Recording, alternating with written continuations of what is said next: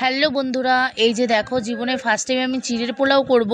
তো জানি না কেমন হবে, সেটা তোমাদের অবশ্যই জানাবো কেমন হয়েছে। তো এই দেখো গোটা জিরা তেজপাতা ফোড়ন দিয়ে দিয়েছি, হালকা মানে সাদা অল্প তেল নিয়েছি। তো সেইটার মধ্যে সেগুলো ভাজা হয়ে গেলে কিছুটা সবজি নিয়েছি কেটে, তো সেইটাই দিয়ে দেবো। ক্যাপসিকাম, গাজর, তারপর কিছুটা ভেজানো মানে কিশমিশ, আর কিছুটা শুকনো কিশমিশ ছিল, কাঁচা লঙ্কা দিয়েছি, গাজর, আলু সবই মোটামুটি দিয়েছি, বিনস, তারপরে যা যা ছিল ঘরে সবজি মোটামুটি। তো জীবনে ফার্স্ট টাইম করব, জানি না কেমন হবে। একটু ঘি দিয়ে দিয়েছি। তো এই যে দেখো ভাজা ভাজা হয়ে গেলে একটু নুন দিয়ে দিলাম, একটু হলুদ দিয়ে দিলাম। তারপরে যে কিছুটা চিড়ে ভিজিয়ে রেখেছি, তো সেটাই ঝরাতে দিয়ে দিয়েছি।